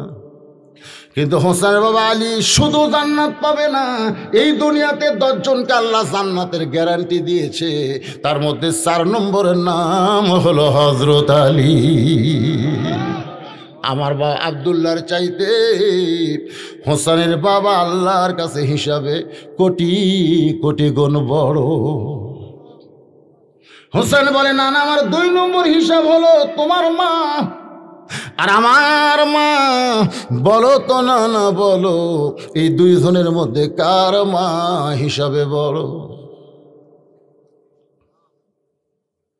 নবীর চোখ দিয়ে দর দর করে পানি পড়তেছে। হোসেনের মা কে রে? হোসেনের মা কে? গভীর রাত্রে নবী ঘুম থেকে চেতন পায়। খাদিজাতুল কুবরা বলে, ইয়া রাসূলুল্লাহ, হুজুর ঘুম ধরে না, আমাকে একটু শান্তির গল্প শোনান। আল্লাহ রাসূল দেখতেছে খাদিজার বয়স 64 হয়ে গেছে, নবীর বয়স তখন 49 বছর। জোরে কোন কত বছর? খাদিজার বয়স তখন 64 বছর। গভীর রাত্রে চেতন পায়া বউটা বলতেছে, হুজুর আমার একটু খুশির খবর শোনান। আমাদের বউ যদি এরকম করে আমরা কি করবো? ঘর পাল্টামো, এখন ঠিক কিনা? তুই থাক বুড়ি। মা খাদিজা যতদিন নবীর ঘরে ছিলেন, নবী ততদিন দ্বিতীয় কোনো বিয়ে করেন নাই। রাসূল বললেন, খাদিজা খুশির যদি ওয়াজ শোনেন তাহলে আমি বলি, এই দুনিয়াতে 10 জন পুরুষকে আল্লাহ জান্নাতের সার্টিফিকেট দিয়েছে। খাদিজা বলে, হুজুর আমি আমার জন্য খবর শুনবার চাই, 10টা পুরুষকে জান্নাত দিল আল্লাহ, তাতে আমার লাভ কি? আল্লাহ রাসূল বলে, খাদিজা শুধু 10 জন পুরুষকে আল্লাহ জান্নাতের সার্টিফিকেট দেন নাই, 10 জন নারীকেও আল্লাহ জান্নাতের সার্টিফিকেট দিয়েছে। খাদিজা বলতেছে, হুজুর এই 10 জনের মধ্যে কি আমি আছি? আল্লাহ রাসূল বলে, খাদিজা পুরুষের মধ্যে 1 নম্বর হলো আবু বকর, আর নারীদের মধ্যে 1 নম্বর হলো খাদিজাতুল কুবরা। লিল্লাহি তাকবীর। আল্লাহ রাসূল বললেন, পুরুষের মধ্যে 1 নম্বর কে? আর নারীদের মধ্যে 1 নম্বর হলো খাদিজাতুল কুবরা। খাদিজা বললেন, ইয়া রাসূলুল্লাহ পুরুষের মধ্যে 2 নম্বর যদি উমর হয়, তাহলে নারীদের মধ্যে 2 নম্বর কে? আল্লাহ রাসূল বলে, খাদিজা 2 নম্বর কে হলে আপনি বেশি খুশি হবেন? 2 নম্বরটা কে হলে আপনি বেশি খুশি হবেন? খাদিজা বলে, রাসূলুল্লাহ আমার মেয়ে ফাতেমাকে আল্লাহ যেন 2 নম্বর দেয়, আমার মেয়ে ফাতেমাকে আল্লাহ যেন 2 নম্বর দেয়। রাসূল বললেন, খাদিজা আপনার মেয়ে ফাতেমা জান্নাতি নয়, আপনার মেয়ে ফাতেমা জান্নাতি নয়। সঙ্গে সঙ্গে খাদিজা মুখ চেপে ধরে বলে, রাসূলুল্লাহ আমার মেয়ে ফাতেমা জান্নাতি নয়, তাহলে কি? রাসূল বললেন, জান্নাতি নারীদের নেত্রী। লিল্লাহি তাকবীর। যেই বলছে জান্নাতি নারীদের নেত্রী, খাদিজা বলতেছে, ইয়া রাসূলুল্লাহ আমার 1 নম্বর না দিয়ে এই জান্নাতি নারীদের নেত্রী করলে ভালো হতো। আল্লাহ রাসূল বলেন, ফাতেমা আপনার মেয়ে, এখানে অসুবিধা কি? খাদিজা বলতেছে, নারীদের একটা স্বভাব হলো কাউকে কোনোদিন উপরে দেখতে চায় না। নারীদের স্বভাব হলো সবার উপরে নিজে থাকবে, তারপর নিচে থাকবে। এখন ঠিক কিনা? এটা হলো নারীদের স্বভাব। নারীরা কোনোদিন নিচে থাকবার চায় না। ভাগ্য গুণে আমাদের বাংলাদেশের নারীরা উপরে আছে, কথা কয় না, ঠিক না? উপরে আছে না নাই? খালি দেশের প্রধানমন্ত্রী নারী তা কিন্তু না, প্রত্যেকটা বাড়িতে নারীরা 1 নম্বর। আমি দেখছি আমার বউ যখন আমার শ্বশুর আসে তখন 5 তরকারি ভাত দেয়, 5 তরকারি। আমার শ্বশুর খাবে না, তারপরে আমার বউ জোর করে খেলে, খান বাবা খান বাবা। কিন্তু আমার বাপ যখন আসে তখন দেখে 15 দিন আগেকার পুরোনা বিস্কুট, ওটা আমার বাপক বের করে দিচ্ছে। আমার বাপ খালি খায় আর দাঁতের মধ্যে লোক দেয়, খায় আর দাঁতের মধ্যে লোক দেয়। আমি একদিন বললাম, আব্বা এরকম। বাবা বলছে, তোকে বলি না বাবা, তোকে বলি না। আমি যতবার আসি তোর বউ এই রকম বিস্কুট আমাকে দেয়, সেটা দাঁতের সঙ্গে লেগে যায়। বলে না, কি মনে করতেছেন? আমি চিন্তা করলাম আমি প্রেসিডেন্ট, আর আমার প্রধানমন্ত্রী যা করবি তাই। আর বাপক 5 তরকারি খিলাই, আর আমার বাপক পুরোনা বিস্কুট দেয়, ঠিক? আমি চিন্তা করলাম এ ধারা পরিবর্তন করা লাগবে। পরিবর্তনের নিয়ম কি? একটা তো নিয়ম বার করা লাগবে, উদউ ইলা সাবিলি রব্বিকা বিল হিকমা। আমার বউ নষ্ট হয়ে গেছে, বাপক চিনে শ্বশুরক চিনে না, এর উপর দাওয়াত দেওয়া লাগবে হিকমতের সাথে। কারণ বর্তমান যে সরকার নারী শাসিত সরকার, মেয়েকের বেশি পক্ষে আছে, জোরে কোন কথা ঠিক কিনা? ধর্ষক যাদের তাদের মৃত্যুদণ্ড দিবে, ধর্ষকের মৃত্যুদণ্ড হবে, দেহানের মৃত্যুদণ্ড হবে। অনুষ্কা তো মরে গেছে, কিন্তু দেহান ধর্ষক হওয়ার পিছনে অনুষ্কার হাত আছে না নাই? কথা কর না কেন মরদ মানুষ, কথা কর না কেন? আজকে আমাদের ছেলেরা খারাপ হওয়ার পিছনে নারীদের হাত আছে না নাই? জোরে কেন আছে না নাই? সরকারকে আমি বলবো ধর্ষকের মৃত্যুদণ্ড দিবেন, ঠিক আছে, কিন্তু ধর্ষণ বন্ধ করার জন্য নারীদের বেপর্দাও বন্ধ করা লাগবে। জোরে কোন কথা ঠিক কিনা? হ্যাঁ, একটা বেপর্দা নারী দেখলে আমাদের ছেলেদের মন তো বলবেই, সুন্দর নারী দেখলে পরে আমার দিল দেওয়ানা করে, ওইলে ওইলে ওইলে বলবি তো। আল্লাহ এই জন্যে বলেছেন, অকরনা ফি বুয়ুতিকুন্না ওয়ালা তাবাররাজনা তাবাররুজাল জাহিলিয়াতিল উলা। আল্লাহু আকবার। আল্লাহর বান্দারা বিরক্ত হচ্ছেন? একটু মনোযোগ দিয়ে শোনেন, একটু মনোযোগ দেন। ও নানা, তোমার মা আর আমার মা, সেই মায়ের কথা বলতে গিয়ে নবীর মনে পড়েছে হোসেনের মা কে রে, হোসেনের মা কে? অনেকে আমরা জানি না, কিন্তু আজকে শোনেন। রাসূল বলেন, খাদিজা আল্লাহর পক্ষ থেকে বন্টন হয়েছে। সুবহানাল্লাহ কর না কেন? আমি নবী সাগীদের, আমি কিন্তু দেওয়ার মালিক না। দেওয়ার মালিক কে? আল্লাহ আপনাকে 1 নম্বর জান্নাতি ডিগ্রি দিয়েছে, আর 1 নম্বর জান্নাতি না, এদের নেত্রী বানাইছে আপনার মেয়েকে। খাদিজা বলে, রাসূলুল্লাহ আমাকে বাদ দিয়ে আমার মেয়েকে কেন আল্লাহ খাতুনে জান্নাত বানালো, এর কারণ কি? রাসূল বললেন, কারণ হলো 2টা। 1 নম্বর কারণ হলো, খাদিজা আপনি বলেন তো ঈমান গ্রহণ করেছেন কত বছরে? খাদিজা বললেন, 55 বছর বয়সে ঈমান গ্রহণ করেছি। আল্লাহ রাসূল বলে, খাদিজা ঈমান গ্রহণ করার আগে আপনি কি ছিলেন? খাদিজা বলে, ঈমান গ্রহণ করার আগে আমি কাফের ছিলাম। আল্লাহ নবী বলেন, হায়াতের জিন্দেগির 55 বছর আপনি কুফুরে হালে কাটাইছেন। আর আপনি বলেন তো আপনার মেয়ে ফাতেমা কত বছর কুফুরে হালে কাটাইছে? খাদিজা বলতেছে, জান্নাতি জান্নাতি, আমার ফাতেমা জান্নাতি হয়ে জন্ম নিয়েছে। রাসূল বলে, খাদিজা 2 নম্বর কথা হলো আপনার নাকের সাইজ, মুখের সাইজ, চোখের সাইজ, গায়ের রং, এটা দুনিয়ার কত পুরুষ বলতে পারে? আপনি কি হিসাব দিবার পারবেন? আপনার নাকটা কেমন, মুখটা কেমন, গায়ের রংটা কেমন, আপনি কেমন দেখতে, কয় ফুট লম্বা, এটা কি দুনিয়ার মানুষ বলতে পারে? খাদিজা বলে, ইয়া রাসূলুল্লাহ 40 বছর বয়সে যখন আপনাকে আমি স্বামী হিসাবে স্বীকার করলাম, হুজুর ওই সময় মক্কার সবচাইতে ধনবতী রমণী ছিলাম। এই ধনবতী রমণী হওয়ার পিছনে কারণ হলো আমার অনেকগুলো ব্যবসা প্রতিষ্ঠান ছিল। এই ব্যবসা প্রতিষ্ঠান চালাইতে গিয়ে হাজার হাজার পুরুষের সঙ্গে আমার লেনদেন হয়েছে। আমার নাকের সাইজ কেমন অনেক পুরুষ দেখেছে, আমার মুখের সাইজ, আমার গায়ের রং দুনিয়ার বহু পুরুষ বলতে পারবে। রাসূল বলেন, খাদিজা তাহলে দুনিয়ার হাজার হাজার পুরুষ মানুষ আমার নাকে, আপনার নাকের সাইজ, মুখের সাইজ, গায়ের রং বলতে পারবে। এখন বলেন তো আপনার পেটের মেয়ে ফাতেমাকে দুনিয়ার কত পুরুষ দেখেছে? ফাতেমার নাকের সাইজ, মুখের সাইজ, ফাতেমার গায়ের রং কেমন, এটা দুনিয়ার কত পুরুষ বলতে পারে? খাদিজা কান্দের বলে, নবীজি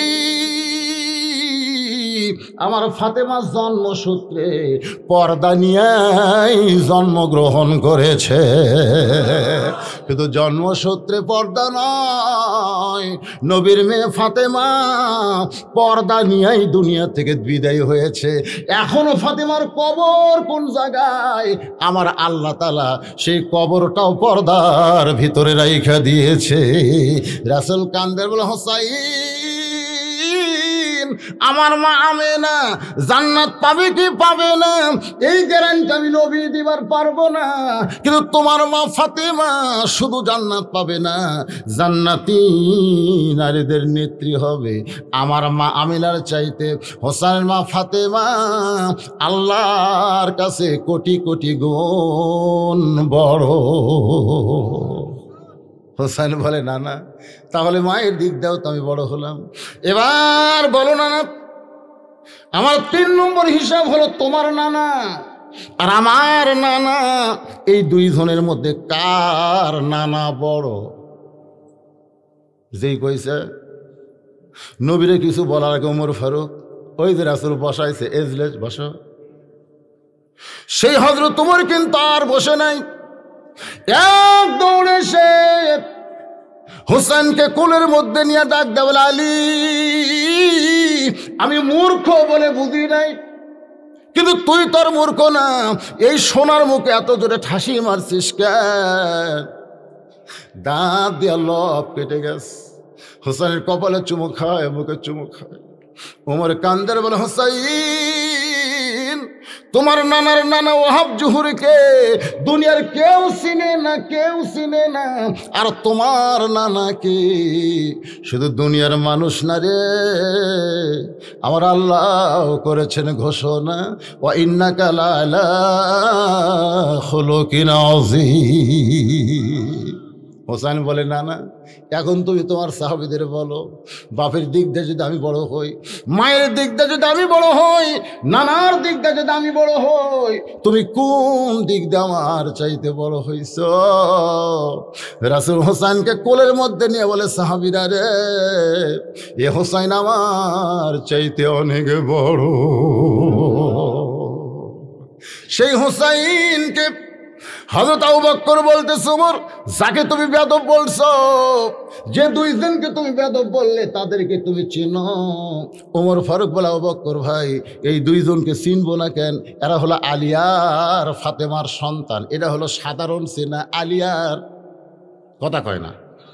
হযরত উমর কিন্তু বলতে পারতেন এই দুইটা আলীর সন্তান, এই দুইটা আলীর সন্তান বললেই হতো, কিন্তু শুধু আলী না বলে ফাতেমা যোগ দিলেন কেন?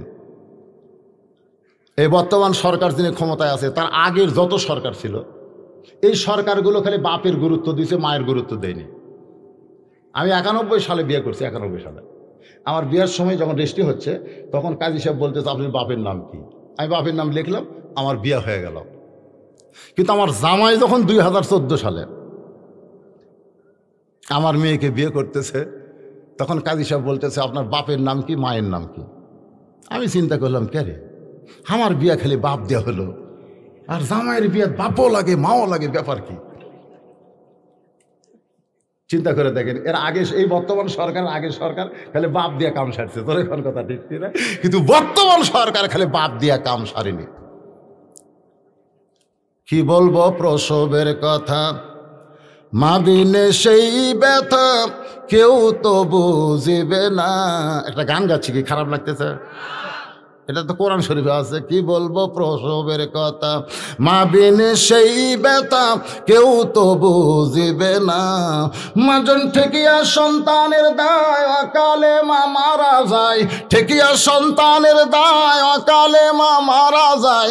কেন সে মায়ের ভক্তি করো না? এমন দরদি ভাবে কেউ হবে না আমার মা, মা গো। খালি সুবহানাল্লাহ করলে হবে না। মা যাদের জীবিত আছে, মা যাদের জীবিত আছে, বাবা যাদের জীবিত আছে, আল্লাহ কুরআন কারীমের মধ্যে বললেন, ওয়াকাযা রাব্বুকা আল্লাহ তা'বুদু ইল্লা ইয়্যাহু ওয়া বিল ওয়ালিদাইনি ইহসানান। রে আল্লাহর বান্দারা, ভাই আমার সামনে যারা বসে আছেন সবাই আল্লাহর বান্দা না? আমাদের জন্য আল্লাহ কি ঘোষণা করলেন? আল্লাহর ইবাদতের পরে, আল্লাহর ইবাদতের মধ্যে কাউকে ঢোকানো যাবে, কিন্তু ইবাদতের পরে ইল্লা ইয়্যাহু ওয়া বিল ওয়ালিদাইনি ইহসানান, তোমাদের বাপ মার প্রতি ইহসান করো, দয়া করো, ভক্তি করো। আজকে একটু খেয়াল করেন, আমি আর বইয়ের কথা বলতেছিলাম, ভুলে গেছেন নাকি? ওর বাপক দেয় কি? না না, ওর বাপক 5-6 প্রকার তরকারি, আর আমার বাপক পুরানা বিস্কুট, লেজটা যায়। আমি চিন্তা করলাম, কি করি? একজন বক্তার ঘরতে এরকম শয়তান বউ, তাহলে সাধারণ লোকের ঘরের খবর কি? না চিন্তা করার দরকার তো। নিজের দিয়ে তো গোটা বাংলাদেশ ওয়াজ করা লাগবে। আমি কোনোদিন কারো বউ খারাপ বলি না। আমার বউ কি, এই মাল ডাকতে আমি চিনি না। আবার আমি কি, এটা আমার বউ চিনে। হ্যাঁ, কারণ আমি আপনাকে এখানে ঘন্টার পর ঘন্টা ওয়াজ করব। যখন আমি ওয়াজে উঠছি তখন 10:45, এখন বাজতেছে, দেখেন ঘড়ির দিকে তাকায় দেখেন 11:30 পার হয়ে গেছে, আরও ওয়াজ করতেছি। অসুবিধা আছে? কিন্তু আমার বইয়ের কাছে খালি 5টা মিনিট আমি যেগুলো ওয়াজ করি, আজারের ওয়াজ ভালো, তারেক মনারের ওয়াজ ভালো, এর ওয়াজ ভালো, আমারটা কোনদিন আমার ওয়াজ আমি শোনা দেখিনি। অন্য এক বক্তার ওয়াজ শুনতেছে, আমি কই কে রে, কি কন? আমি কইলাম, কি খবর? দুনিয়ার লক্ষ লক্ষ মানুষ হুজুর কয়, আর তুমি? জনগণ আপনাকে চিনে না, তাই হুজুর কয়। কিন্তু আমি জানি হুজুর হয় এত সহজ নয়। আসলে বইয়ের কাছে কি সমস্যা আছে না নাই? এখন আমি চিন্তা করলাম, কি করা যায়? উদউ ইলা সাবিলি রাব্বিকা বিল হিকমাহ। আমি আস্তে করে ঘরের মধ্যে গিয়ে দরজা খুলে বসে থাকলাম। আব্বা কিন্তু বিস্কুট খাচ্ছে। আমি আর বউকে মুচকি হাসিতে বললাম, ডাকতেছে, হাসতেছে আর ডাক। বউ মনে করছে হয়তো খুশির কোনো খবর দিবে। ঘরের মধ্যে ঢুকতি আমি দরজা বন্ধ করে দিলাম। আমার বাপ বুঝতে পারছে, বুঝলো বউকে ঘরে নিয়ে দরজা বন্ধ করলেন কেন? আমি বললাম, বাবা একটু আমল করতে হবে বাবা, নেক আমল করা লাগবে। যে আমল এতদিন আমি করতে পারিনি, নামাজ দেয়া রোজা দেয়া যে কাম আমার হয়নি, আজকে সেই কাজ করা লাগবে। বউকে গান মারিস না, বুঝতে পারছে। আমি আস্তে করে টুটি এরকম ধরলাম, এতে গুটি আছে এটি, এটাকে ধরে বললাম, তোর বাপ আসলে 5 তরকারি আর আমার বাপকে পুরোনা বিস্কুট। এই তোর বাপ আসলে 5 তরকারি, আমার বাপকে পুরোনা বিস্কুট দিস কেন? তুই কি মনে করছিস তোকে ছাড়া দিলে বউ পাওয়া যাবে না? আমার যে বর্তমান পরিস্থিতি আছে, খালি বিয়ের কথা কলে কত মেয়ে মানুষ লাইন ধরবি। তুই মরে গেলে বউ পাওয়া যাবে, কিন্তু আমার বাবা যদি মরে, মা যদি মরে, কিয়ামত পর্যন্ত কানলেও তাদের আর আমি পাবো না। এমন ভয় খাওয়া খাইছে, চোখের পানি বের করে কয়, তোমার বাবু দা আমার বাবু তাই, তোমার বাবু দা আমার বাবু তাই। আমি আর কিছুই কইলাম না, দরজা খুলে দিলাম। আমার আব্বা এর পরে 10-15 বছর জীবিত ছিল। আমার আব্বা আমারে কইছে, বাজার ঘরের মধ্যে দরজা বন্ধ করে যে কি আমল করছিস, এই আমলের পরে তোর বউ যেন আমার বৌমা হয়ে গেছে। আমি যুবকদের জন্য বলবো, আল্লাহর ইবাদতের পরেই 2 নম্বর হলো বাপ মার প্রতি ইহসান করো, দয়া করো, ভক্তি করো। তুমি যতই নামাজ পড়ো, হজ করো, যাকাত দাও, তোমার বাপ মা যদি তোমার প্রতি অসন্তুষ্ট থাকে, তুমি কোনোদিন জান্নাত পাবা না। জান্নাত যদি পাবার চাও, বাপ মাকে খুশি করার দরকার আছে না নাই? আরো জোরে বলেন, আছে না নাই? যদি বাপ মা মারা যায়, তাহলে আপনি কি করবেন? বাপ মার কবরের পাশে প্রতিদিন যাওয়ার না পারলেও অন্তত সপ্তাহে জুমার দিন ফজরের নামাজ পড়ে বাপ মার কবরের পাশে গিয়ে বলবেন, রব্বির হামহুমা কামা রব্বায়ানি সগীরা, আসসালামু আলাইকুম ইয়া আহলাল কবর দোয়া করে বাবার কবর জিয়ারত করবেন। বাজান গো, সেই কথা বলতেছিলাম, ওমর ফারুক বলতেছে, আবু বকর, এই 2টা হলো আলী আর ফাতেমার সন্তান। এখানে 2 জনের নাম নেওয়ার কারণ হলো, সন্তান শুধু বাপের পরিচয় হলে হবে না, সন্তানকে পরিচয় দিতে গেলে মা লাগবে। এই কথা বর্তমান সরকার বুঝেছে, জোরে কোন ঠিক কিনা? এর আগের জেলা সরকার ছিল, এরা খালি বাপের দাম দিছে, মায়ের দাম দেয় নাই। কিন্তু বর্তমান সরকার এই দিক দিয়ে কি ভালো, জোরে কোন এই দিক দিয়ে সরকারের বহু ভালো গুণ আছে। যখন ভারত, চীন রোহিঙ্গা মুসলমানকে জায়গা দেয় নাই, তখন বর্তমান সরকার তাদের জন্য বাংলাদেশের দরজা খুলে দিছে। আমাদের প্রধানমন্ত্রী বলেছে, দরকার হলে 3 সন্ধ্যার জায়গায় 2 সন্ধ্যা খাবো। ঠিক বলেনি? তাও রোহিঙ্গা মুসলমান আমাদের ভাই, ওদেরকে আমরা এই মুহূর্তে তাড়াই দিতে পারি না। আমাদের প্রধানমন্ত্রী যে কওমি মাদ্রাসাকে মানুষ চিনতই না, সেই মাদ্রাসাকে স্বীকৃতি দিচ্ছে। ধরে কারণ কথা ঠিক কিনা? আমাদের প্রধানমন্ত্রী করোনাকালীন ভাইরাসকে এত গুরুত্ব দিছে, আমেরিকার মতন দেশে মানুষ খালি টস করা পড়ে আর মরে, আর আমাদের বাংলাদেশে আজকে 16টা মরিছে।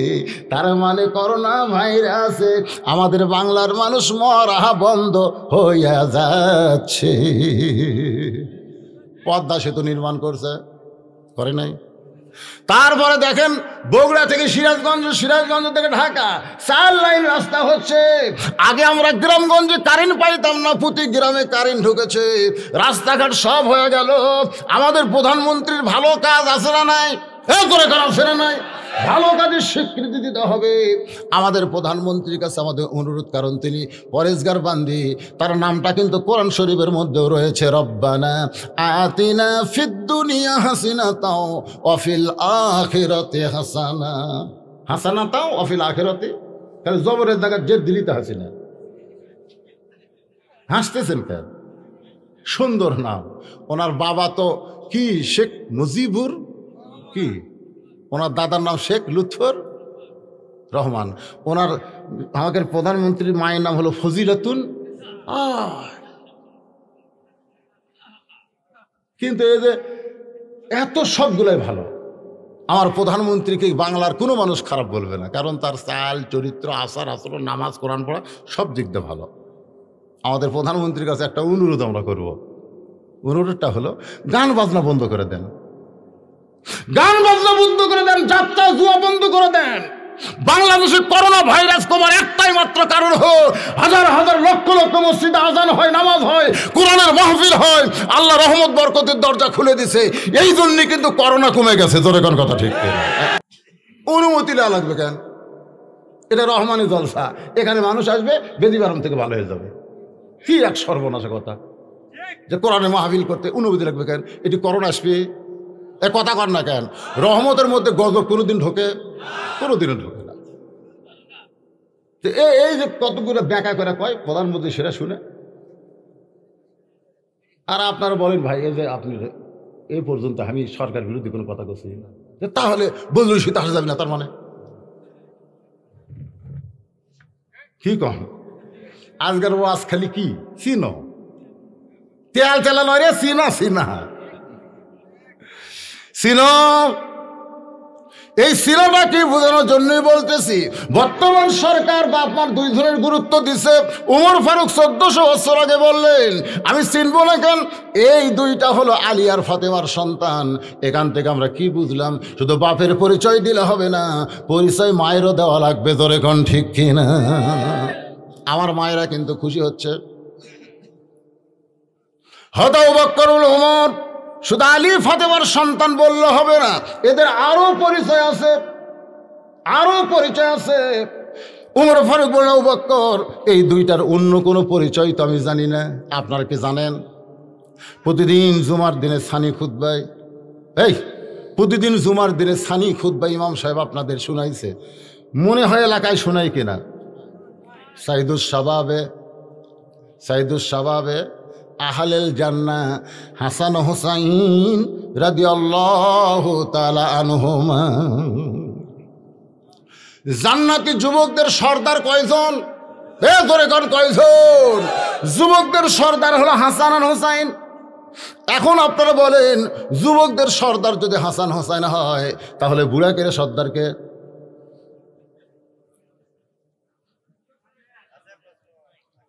প্রশ্ন থাকে না যে যুবকের সর্দার যদি হাসান হোসেন হয়, তাহলে হামাকের মতন বুড়াকের সর্দারকে? আপনারা কিন্তু জানেন জান্নাতে যখন কোনো বান্দাকে দেওয়া হবে তখন বুড়া অবস্থায় দেওয়া হবে না, প্রত্যেকটা জান্নাতিনীকে আল্লাহ যুবক আর যুবতী বানায়া দিবে। এখন আপনারা বলেন যুবক হয়ে যদি আমরা জান্নাতে যাই, তাহলে আমাদের সর্দারের নাম কি? তাহলে সেই সর্দার সম্পর্কে একটু চিনা দরকার আছে না নাই? দরকার আছে না নাই? ইয়াজিদের লোকেরা বললেন হোসাইন তোমার নানা হলো বিশ্ব নবী, তোমার বাবা হলো বিশ্ব আলেম, তোমার মা হলো খাতুরে জান্নাত, এমন একটা বংশ থেকে আইছো, ও হোসাইন তুমি বসে থাকবে আর যা ইচ্ছা তাই খাবে। সঙ্গে সঙ্গে হোসাইন দাঁড়িয়ে গেলেন, চিৎকার করে বলেন ইয়াজিদের সামসারা, আমার নানাকে তোমরা বিশ্ব নবী বলতেছো, কিন্তু আমার নানা শুধু বিশ্ব নবী নয়, আমার নানা হলো বিশ্ব নেতা। আমার বাবা শুধু বিশ্ব আলেম নয়, আমার বাবা হলো বিশ্ববীর। আমার মা শুধু খাতুনে জান্নাত নয়, আমার মা হইল জোহরা। ধরে কার না সুবহানাল্লাহ। তোমরা একটা বলো, একটা কেন বাদ দাও? একটু মনোযোগ দিয়ে শুনবেন। আয়াতটা হলো ইজা আসাবাতুহুম মুসিবাতুন ক্বালু ইন্না লিল্লাহি ওয়া ইন্না ইলাইহি রাজিউন। ইজা মানে যখন, ইজা মানে কি? খুব খেয়াল করেন, আসাবাতুহুম মুসিবা, তোমাদের উপর বিপদ আপদ মুসিবত আসবে, তখন তোমরা কি বলবে? ইন্না লিল্লাহি ওয়া ইন্না ইলাইহি রাজিউন। এখন আপনারা বলেন বাংলাদেশে সবচাইতে বড় বিপদের নাম কি? আরো জোরসে বলুন। করোনা। আপনারা জানেন আজকে ওই যে ফুড ভিলেজের এই সাইডে একটা ব্যাগ নাই, ব্যাগ, ওই ব্যাগে ট্রাক আর বাস অ্যাক্সিডেন্ট করে কয়জন মরছে জানেন? শোনেননি? ফেসবুকেও দেখেননি? হয় ঘোগা বটতলা কয় সেটা। প্রতিদিন অ্যাক্সিডেন্ট হয়ে কত লোক মরতেছে, আর করোনা হয়ে মরছে 16 জন। কি কয় করোনায় বিপদ?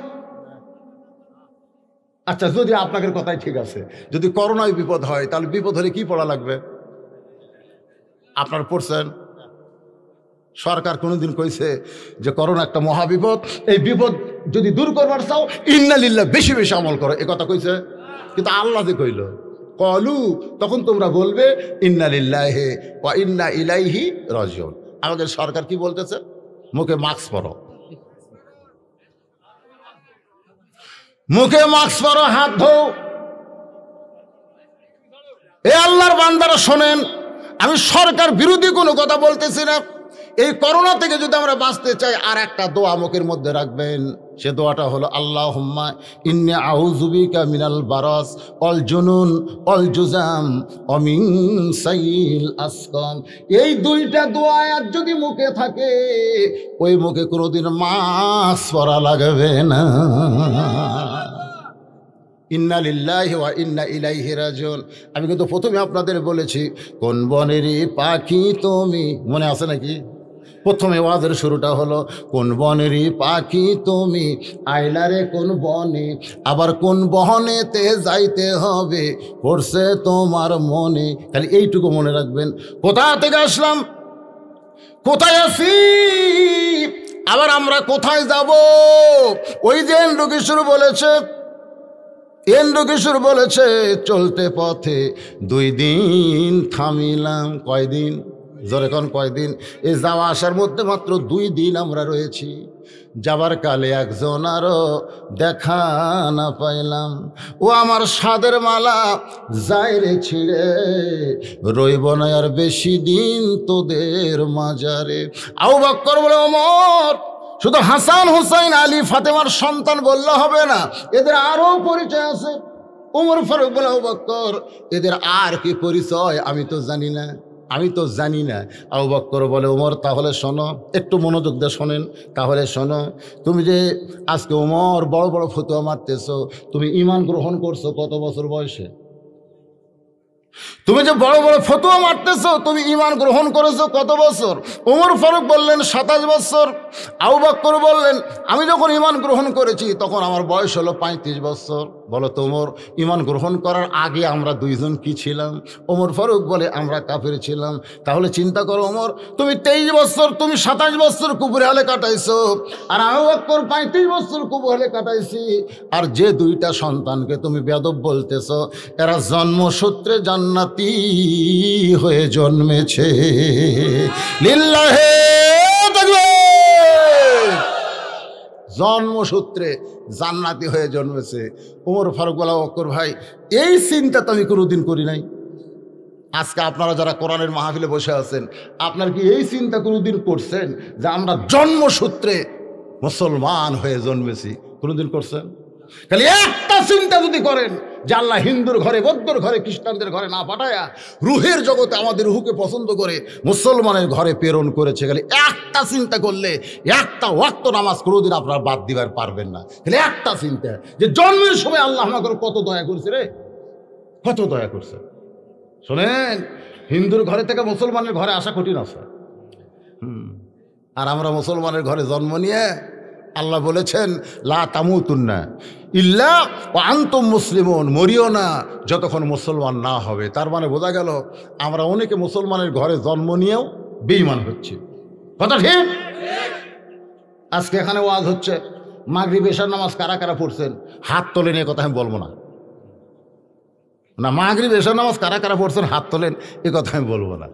কিন্তু কারা কারা ফজর পড়বেন না, তারা একটু হাত তুলে দেখান। হুজুর আপনি যতই ওয়াজ করেন আমরা ফজরের নামাজ পড়বো না। আসেন আসেন। এই যুবকেরা মাহফিল কে করতেছে? যুবক না মুরব্বীরা? যুবকেরা মাহফিল যারা করতেছে ওরা কোথায়? যুবকেরা আসেন বাবা, যুবকেরা আসেন, এদিকে আসেন। আজকে অনেক যুবকেরা কোরআনের মাহফিল করে অথচ নামাজই পড়ে না। আগামীকাল গল্প করবে আমাকে মাহফিল কেমন হলো, মাহফিল কি হলো। আহা, যুবকদের জন্যই তো বুড়া মানুষ তো চেয়ার খুঁজিচ্ছে, মসজিদে যায় বুড়া দিকে চেয়ার খোঁজে। এগুলো কে বাবা সিয়ার কেন? কার খাড়া হয়ে পারি না হুজুর। আমি বললাম মসজিদের মধ্যে সিয়ারে নামাজ পড়া জায়েজ নাই, মসজিদের মধ্যে সিয়ারে নামাজ পড়া জায়েজ নাই। তুমি যদি সিয়ারে নামাজ পড়ো বাড়ির যা পড়ো, বাড়ির পড়ো, কিন্তু মসজিদের মধ্যে চেয়ারে কোনো জামাত চলবে না। লা ইউকাল্লিফুল্লাহু নাফসান ইল্লা উসাহা। আল্লাহ কোরআনে বলেছে তোমার কষ্ট হবে, এমন কিছু ইসলাম তোমাকে চাপায়ে দেয়নি। সুবহানাল্লাহ কান। তুমি বুড়া বসে চেয়ার খুঁজিচ্ছ, তোমার যৌবনের খবর কি? তোমার যৌবনের খবর কি? তখন আর কোনো কথা কয় না। যখন হসে চামড়া ঢিল, আল্লাহর সাথে দিছে মিল। যখন ছিল চামড়া টাইট, আল্লাহর সাথে করছে ফাইট। আই বললাম মুরব্বী, সরকারের চাকরি যখন কেউ করে বুড়া বয়সে কিন্তু তার চাকরি লাগে না। সরকার বলে চোখের পাওয়ার কমে গেছে, তোমার দাঁতের পাওয়ার কমে গেছে, মাজার পাওয়ার কমে গেছে, তোমাকে আর চাকরি করা লাগবে না। তখন বলে চাকরি যদি না করে আমি খামো কি? সরকার বলে যৌবন আমারে দেওয়ার কারণে বুড়াকালে তোরে পেনশন দিয়া দিলাম, খালি বসে বসে খাবি। আমি যুবকদের বলবো, যৌবন কালে যারা 5 ওয়াক্ত নামাজ জামাতে পড়েছো, বুড়াকালে তোমাদের জামাত লাগবে না। ওই যৌবনকালের সওয়াবের কারণে বুড়াকালে আল্লাহ তোমাদের সওয়াবটা পেনশন হিসাবে দিয়া দিবে। হাসরের ময়দানে বলবেন, আল্লাহ তোমার শৈশবকালের কোনো হিসাব দেওয়া লাগবে না, তোমার বুড়াকালের কোনো হিসাব চাই না, শুধু যৌবনকালের হিসাব দেওয়া জান্নাতে যাও। এখান থেকে প্রমাণ হয়ে গেল যৌবনকালে আল্লাহর ইবাদত করার দরকার আছে না নাই? আমি আপনাদের বলবো, মসজিদের মধ্যে যদি চেয়ার থাকে, এই চেয়ার আপনারা বার করবেন, বার করবেন। অন্যায় করে আর অন্যায় সহে, 2 জনকে আল্লাহ ধরবে, 2 জনকে ধরবে। কুম, কুম মানে কি? দাঁড়াও। কুম লিল্লাহে, কার জন্যে? কনিতিন মানে কি? আনুগত্য নিয়ে দাঁড়াও। নামাজ পড়া যেরকম ফরজ, নামাজে দাঁড়ানো। এই নামাজের ফরজ কয়টা জানেন না? নামাজ পড়াও যেরকম ফরজ, নামাজে দাঁড়ানো। আর কাতার সোজা করা কি? ওয়াজিব। জামাতে নামাজ পড়া কি? সুন্নতে মুআক্কাদা। ধরেন কারিবুল ওয়াজিব, তাই না? কারিবুল ওয়াজিব। তো তাহলে কি জামাত সোজা করা কি? ওয়াজিব। কাতার সোজা করে বোঝেন না? ওয়াজিব। আর জামাত ধরা হলো, জামাত করা হলো, এটা সুন্নত এ মুআক্কাদা কারিবুল ওয়াজিব। এখন চিন্তা করেন, যদি চেয়ারে বসে আছেন, আপনি কাতার সোজা কি দিয়ে করেন? আপনারা পায়ের গোড়ালির সঙ্গে গোড়ালি মিল করা লাগবে। আগালি মিল করলে কিন্তু হবে না। কারো পাও 6 ইঞ্চি, কারো পাও 10 ইঞ্চি, ধরে কোন কথা ঠিক কিনা? আঘাত মিলালে কাতার সোজা গোড়ালির সাথে গোড়ালি মিল করা লাগবে। তো পায়ের গোড়ালির সঙ্গে যদি গোড়ালি মিল করেন, যদি চেয়ারত বসে আছে আর গোড়ালি কুটি, তাহলে সামনে যে চেয়ার নিয়ে বসলো ওই জায়গায় কাতার সোজা না হলে ওই জায়গাটা ফাঁকা থাকলো, আর সামনে কাতার ফাঁকা রেখে পিছনে কাতার করে তো লাভ হবে না। তো এই জন্য চেয়ারে বসে নামাজ পড়া মানে আপনারা সুস্থ মানুষের নামাজ মকরুহ হওয়া। তা আপনারা কি চান যে একটা অসুস্থ লোকের জন্য আমাকে জামাত মকরুহ হোক? চান? যদি না চান, একটা চেয়ারও মসজিদে থাকবে না। 5 বছর আগে বাংলাদেশের কোনো মসজিদে চেয়ার ছিল না, এরা যে কুটি ফতুয়া পেল, খালি চেয়ার ঢুকতেছে। এই হারে যদি চেয়ার ঢুকতে দেন, একদিন দেখবেন আর খাড়া হওয়ার জায়গা নেই। মুরব্বীরা, যদি আপনি দাঁড়ায় নামাজ না পড়তে পারেন, বসে পড়েন। বসাও যদি না পড়তে পারেন, শুয়ে থেকে পড়েন, নামাজ পড়েন। তবে জামাতে নামাজ পড়তে গেলে যতদিন দাঁড়াবার পারবেন ততদিন আপনি জামাতে যাবেন। যখন দাঁড়াবার পারবেন না, তখন আর জামাতে আপনার যাওয়া লাগবে। কথা কয় না কেন? হ্যাঁ, এরকম হাঁ হু করবেন। এর নাম হলো শূন্যস্থান পূরণ করা। একটু খেয়াল করবেন, চেয়ারে যারা নামাজ পড়ে ওরা যে মসজিদে আসতেছে, ওরা কি শুয়ে শুয়ে আসতেছে না হেঁটে হেঁটে আসতেছে? তাহলে হেঁটে হেঁটে এসে তুমি বসো কেন? দাঁড়াবার যদি পারো তাহলে বসো কেন? তুমি যদি বসবার না পারো, রুকু করবার না পারো, তাহলে দাঁড়ায় ইশারার দ্বারা রুকু করো, সেজদা করো, তারপরেও দাঁড়ায় নামাজ পড়ো। এতে তোমার নামাজ হওয়ার সম্ভাবনা রয়েছে। আমার কথা কি বুঝলেন? অনেক কথাই বললাম ভাইজান। আমরা ফজরের নামাজ জামাতের সঙ্গে আদায় করবো ইনশা। তাহলে রাত 12টা পর্যন্ত আর শুনলেই যথেষ্ট। না ঠিক আছে?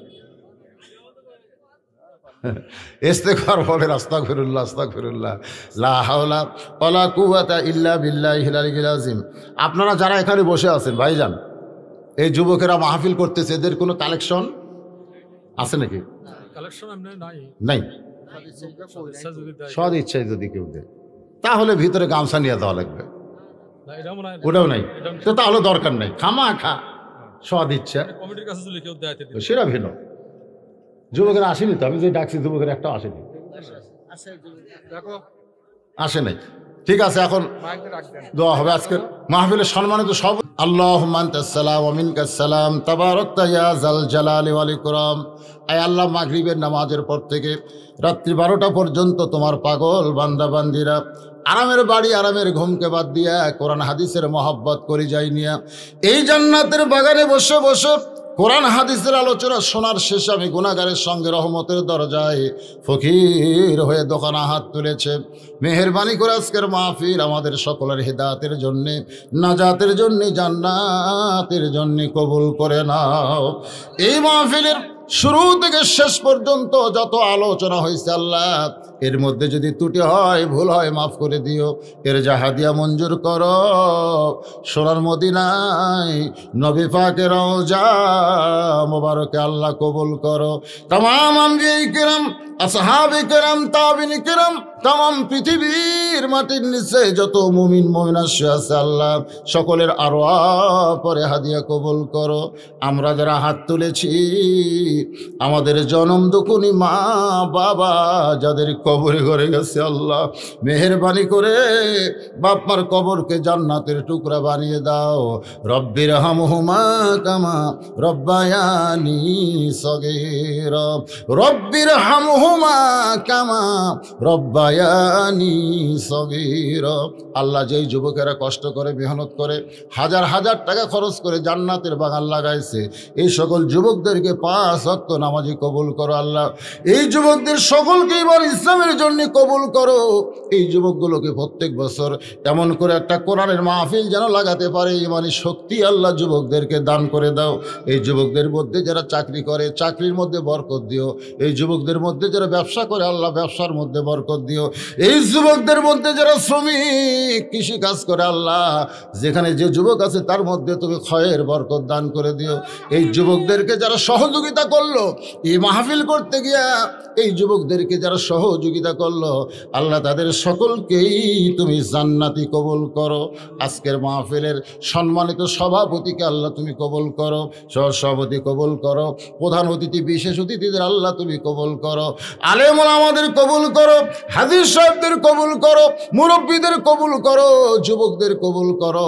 পর্দার অন্তরালে আমার মা বোনেরা আবিদা সালিহা পর্দানিশী কবুল করে মা ফাতেমার চরিত্র দান করে দাও আল্লাহ। বাংলাদেশ থেকে করোনা ভাইরাসকে আল্লাহ দূর করে দাও। আয় আল্লাহ তাআলা, সমস্ত বিপদ আপদ মুসিবত থেকে আমাদেরকে হেফাজত করো। আয় আল্লাহ তাআলা, মিলেমিশে মহব্বত আমাদেরকে বসবাস করার তৌফিক দিয়ে দাও। ও মাবুদ মাওলা, যেই কোরআনের ওয়াজ শুনলাম আল্লাহ, সেই কোরআনকে চিনতে পেরে কোরআন মোতাবেক যেন চলতে পারি, এমন সমাজ গঠন করার তৌফিক আল্লাহ আমাদেরকে দান করে দাও। কে কোন নিয়তে হাত তুলেছে আল্লাহ, সকলের নেক নিয়ত নেক আশাকে তুমি কবুল করো। যেদিন আমাদের মৃত্যু হবে